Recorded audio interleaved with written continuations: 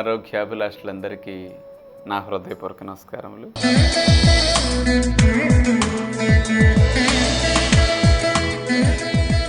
ఈరోజు మనం vitamin C విశిష్టత తెలుసుకోబోతున్నాం. మన శరీరానికి రోగ నిరోధక శక్తి బాగా ఉంటేనే మనం ఈ ప్రకృతిలో ఇంత కాలుష్యమైన వాతావరణంలో హాయిగా మూలపడకుండా జీవించగలుగుతాం. ప్రతి జంతువుకి అలాంటి రోగ నిరోధక శక్తి అనేది పుష్కలంగా ఉంది. వాటితో మనం పోల్చుకుంటే మనకు 10% ఉంది. జంతువులకి సుమారుగా 90%, 95% అదనంగా ఉంది రోగ నిరోధక శక్తి. వాటికి అంత ఎక్కువ ఉండటానికి, మనకు ఇంత మరీ తక్కువ ఉండటానికి కారణాలు చూస్తే, ఈ రక్షణ వ్యవస్థ బాగా పనిచేయాలి అంటే శరీరానికి సూక్ష్మ పోషక పదార్థాలు పుష్కలంగా అందుతూ ఉండాలి. ఇవన్నీ అందినప్పుడు శరీరము సూక్ష్మ పోషక పదార్థాల యొక్క సహాయంతో శరీరాన్ని రక్షించుకుంటూ ఉంటుందన్నమాట. అలాంటి రక్షణ చర్య, రక్షక దళాలు బాగా చేయాలంటే మనము తినే ఆహారం పైన కాస్త శ్రద్ధ పెట్టాలి. అనేక సూక్ష్మ పోషక పదార్థాలలో విటమిన్ సి ఒకటి ముఖ్యమైనది. మరి ఇది జంతువులకి ఎందుకు బాగా వెళుతుంది, మనకు ఎక్కువగా ఎందుకు వెళ్ళదు? జంతువులన్నీ ప్రకృతి సిద్ధంగా లభించిన ఆహారాన్ని లభించినట్టుగా తినేస్తాయి. వాటిని వేపటమో, వండుకోవటమో, కాల్చుకోవటమో చెయ్యవు. అందుకని విటమిన్ సి ఆహారాలన్నిట్లో ఉంటుంది. ఆ యథావిధిగా తింటున్నందుకు అవి ఏమి ఇబ్బంది కాకుండా, చెడిపోకుండా పూర్తిగా చేరుతున్నదన్నమాట.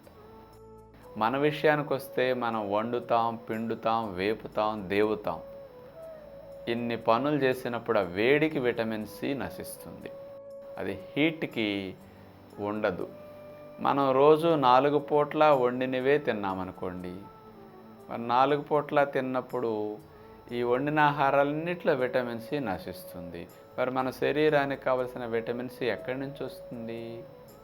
మరి ఇది అందకపోతే మనకి ఏమి ఇబ్బందులు వస్తాయి, మనకి ఎంత కావాలి, ఇవన్నీ మనం ఏం ఆలోచించాం. మనకి ఏది బాగుందో అది మనం శుభ్రంగా తింటాం 4 పూటలు. ప్రతి మనిషికి రుచిగా ఉన్నవి తినాలనే కోరిక, మంచి తినాలనే కోరిక ఎంతమందికి వస్తుంది? అందుకని కాస్త రోజుల్లో ఒకసారన్నా, 2 సార్లన్నా ఏదో రుచికి తిని, మిగతా సార్లన్నా ఆరోగ్యానికి తినే ఆలోచన మనలో, మన కుటుంబాల్లో ఉంటే అసలు ఈ రోగాలు ఎందుకు వస్తాయండి? మన శరీరానికి సుమారుగా 50 మిల్లీగ్రాముల విటమిన్ సి ఒక రోజుకి కావాలి. ఈ విటమిన్ సి అనేది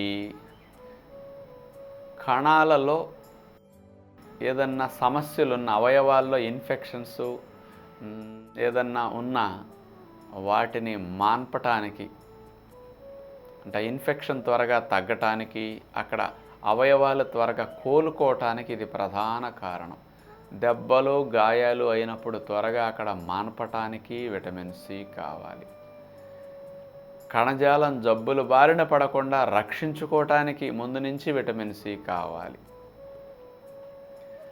మనము తీసుకునే ఆహారాల్లో కెమికల్స్, కలర్లో, ఫ్లేవర్లో, ప్రిజర్వేటివ్స్, ఎరువులు, పురుగు మందులు, కార్బైడ్లు ఇలాంటివి ఉన్నాయనుకోండి, ఇలాంటి గాలి కాలుష్యాన్ని, నీటి కాలుష్యాన్ని, ఇలాంటి కాలుష్య పదార్థాలన్నిటినీ, కెమికల్స్ని, వ్యర్థ పదార్థాలని, వీటన్నిటినీ మన లివర్ క్లీన్ చేసుకోవాలి అంటే దానికి విటమిన్ సి ఎక్కువ కావాలి. ఈ దోషాలన్నిటినీ లివర్ శుద్ధి చేసి బయటికి పంపించేస్తుంది అన్నమాట. బయటికి పంపించాలంటే లివర్కి ఇలాంటి విటమిన్ సి పుష్కలంగా అందాలి. ఇంకోటి, ఈ విటమిన్ సి బాగా ఉంటే కాస్త మనకి వయసు పైబడుతున్న శరీరము ఇబ్బందుల్లోకి వెళ్లకుండా ముసలితనంలో కూడా హెల్దీగా ఉండటానికి కూడా ఇది బాగా హెల్ప్ చేస్తుందన్నమాట. మరి ఇలాంటి లాభాలను కలిగించే విటమిన్ సి మరి ఎందులో ఉంటుందంటే ముఖ్యంగా పుల్లటి పళ్ళల్లో ఎక్కువగా ఉంటుంది.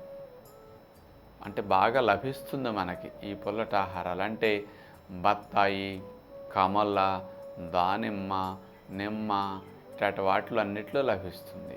మరి ఇతర వాటిలో ఉండదా అంటే ఉంటుంది. వీటికంటే కూడా ఉసిరికాయలో చాలా ఎక్కువ ఉంటుంది. అందుకనే పెద్ద ఉసిరి విటమిన్ సికి పెట్టింది పేరు.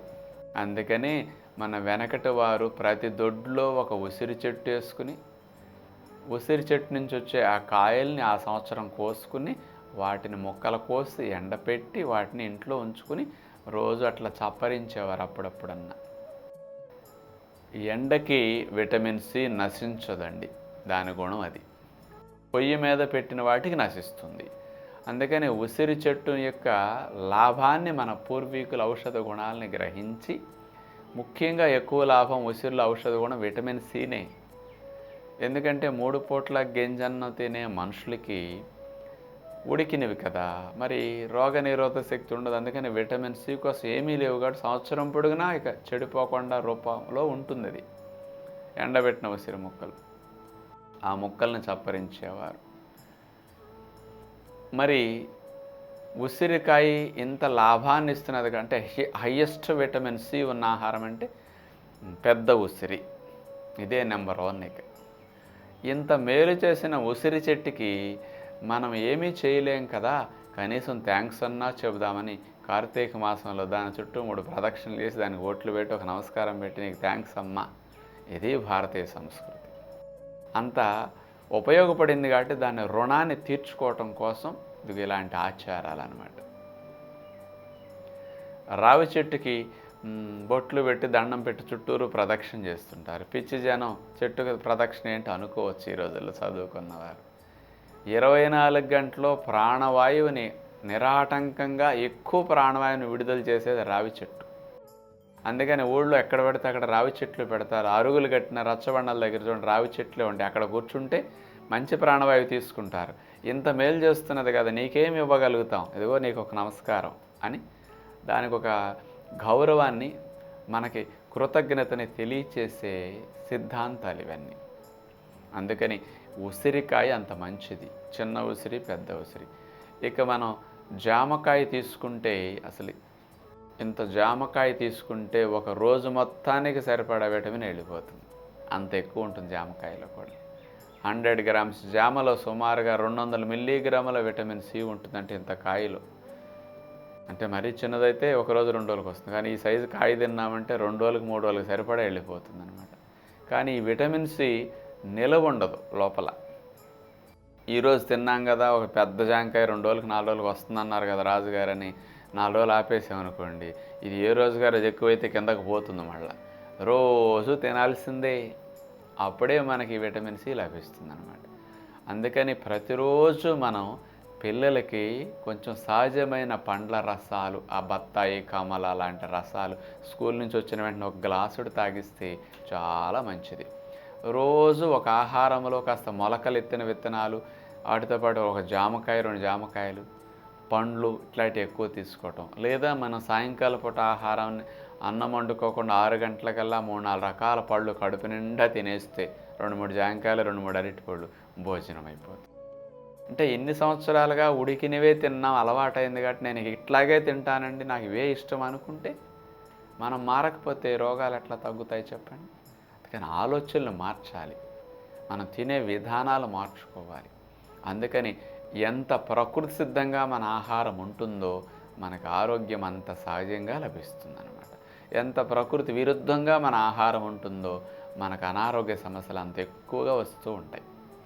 అందుకని ఎంత అలవాట్లని మార్చుకోవడానికి మనం ప్రయత్నిస్తామో, మంచి వైపు ఎంత వెళ్ళటానికి ప్రయత్నిస్తామో ఆరోగ్యం అంత సింపుల్గా లభిస్తుంది అనమాట.